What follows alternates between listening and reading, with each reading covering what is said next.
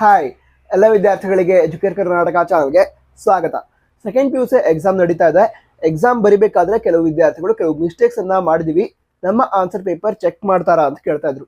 ಅಂದ್ರೆ ಕೆಲವು ವಿದ್ಯಾರ್ಥಿಗಳು ನಂಬರ್ ಆಫ್ ಪೇಜಸ್ ಏನಿದೆ ಅದನ್ನ ಕರೆಕ್ಟ್ ಆಗಿ ಎಂಟರ್ ಮಾಡಿಲ್ಲ, ಮತ್ತು ಕೆಲವು ವಿದ್ಯಾರ್ಥಿಗಳು ಆನ್ಸರ್ ಪೇಪರ್ ಅಲ್ಲಿ ಕೆಲವು ಪೇಜಸ್ ಅನ್ನ ಖಾಲಿ ಬಿಟ್ಟಿದ್ದಾರೆ. ಇದರಿಂದ ನಮ್ಮ ಆನ್ಸರ್ ಪೇಪರ್ ನ ಚೆಕ್ ಮಾಡ್ತಾರಾ ಅಥವಾ ಇಲ್ವಾ ಈ ಒಂದು ಪ್ರಶ್ನೆಯನ್ನ ಕೇಳ್ತಾ ಇದ್ರು.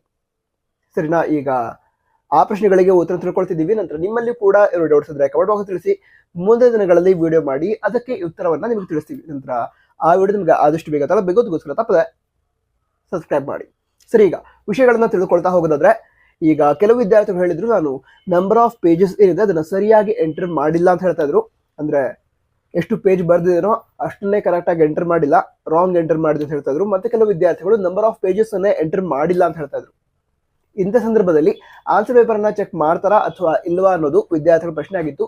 ನಿಮ್ಮ ಆನ್ಸರ್ ಪೇಪರ್ ಅನ್ನ ಚೆಕ್ ಮಾಡ್ತಾರೆ, ಏನು ಪ್ರಾಬ್ಲಮ್ ಇಲ್ಲ. ಯಾಕಂತ ಹೇಳಿದ್ರೆ ವಿದ್ಯಾರ್ಥಿಗಳು ಆನ್ಸರ್ ಬರೆದು ಮುಗಿದ ಮೇಲೆ ಅಂದ್ರೆ ಎಕ್ಸಾಮ್ ಆದ್ಮೇಲೆ ವಿದ್ಯಾರ್ಥಿಗಳ ಪೇಪರ್ ಮೇಲೆ ಎಕ್ಸಾಮ್ ಹಾಲ್ ಅಲ್ಲಿ ಇರುವಂತಹ ಇನ್ವಿಜಿಲೇಟರ್ ಎಂಡ್ ಸೀಲ್ ಅನ್ನ ಹಾಕ್ತಾರೆ.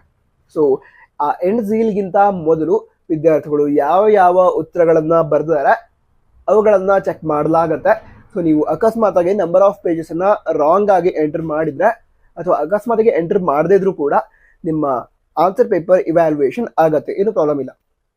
ಹಾಗಂತ ನೆಕ್ಸ್ಟ್ ಎಕ್ಸಾಮ್ಸ್ ಏನಿದಾವೆ ಅಂದ್ರೆ ಮುಂದೆ ನಡೆಯುವಂತಹ ಎಕ್ಸಾಮ್ಗಳು, ಅವುಗಳಲ್ಲಿ ಕರೆಕ್ಟ್ ಆಗಿ ನಂಬರ್ ಆಫ್ ಪೇಜಸ್ ಯೂಸ್ಡ್ ಅದನ್ನ ಎಂಟರ್ ಮಾಡಿ, ಏನು ಮಿಸ್ಟೇಕ್ ಮಾಡಬೇಡಿ. ಸರಿನಾ? ಸರಿ, ಈಗ ಮುಂದಿನ ಪ್ರಶ್ನೆ ಏನಾಗಿತ್ತು ಅಂತ ಹೇಳಿದ್ರೆ, ಈಗ ವಿದ್ಯಾರ್ಥಿ ಆನ್ಸರ್ ಪೇಪರ್ ಅಲ್ಲಿ ಆನ್ಸರ್ ಬರೀಬೇಕಾದ್ರೆ ಈಗ ಯಾವುದೋ ಒಂದು ಆನ್ಸರ್ನ ಬರಿಬೇಕು ಅಂತ ಒಂದು ಪೇಜ್ ಅನ್ನ ಖಾಲಿ ಬಿಟ್ಟಿದ್ದೀನಿ, ಬಟ್ ಟೈಮ್ ಮುಗಿದೋಯ್ತು, ನನಗೆ ಆ ಪೇಜ್ ಅಲ್ಲಿ ಏನು ಬರೆಯೋದಕ್ಕೆ ಆಗಿಲ್ಲ. ಈಗ ನಮ್ಮ ಆನ್ಸರ್ ಪೇಪರ್ನ ಇವ್ಯಾಲ್ಯೂಯೇಟ್ ಮಾಡ್ತಾರಾ ಅಥವಾ ಇಲ್ವಾ, ಇದು ವಿದ್ಯಾರ್ಥಿಗಳ ಪ್ರಶ್ನೆ ಆಗಿತ್ತು. ಇದಕ್ಕೆ ಉತ್ತರ ತಿಳ್ಕೊಳ್ಳೋದಾದ್ರೆ ಆನ್ಸರ್ ಪೇಪರ್ನ ಇವ್ಯಾಲ್ಯೂಯೇಟ್ ಮಾಡ್ತಾರೆ.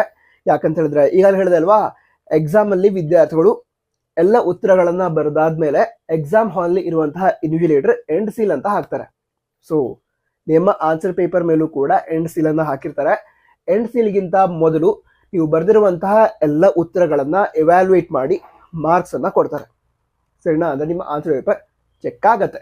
ನಂತರ ಬೇರೆ ನೋಟ್ಸ್ ಇದ್ರೆ ಕಮೆಂಟ್ ಬಾಕ್ಸ್ ತಿಳಿಸಿ. ನಂತರ ನಮ್ಮ ಇನ್ಸ್ಟಾಗ್ರಾಮ್ ID ಹಾಗೆ ವಾಟ್ಸ್ಆಪ್ ಚಾನಲ್ ಕೂಡ ಜಾಯ್ನ್ ಆಗಬಹುದು. ಲಿಂಕ್ಸ್ ಡಿಸ್ಕ್ರಿಪ್ಷನ್ ಅದೇ ರೀತಿ ಟಾಪ್ ಬಾಕ್ಸ್ ಅಲ್ಲಿ ಇರುತ್ತೆ.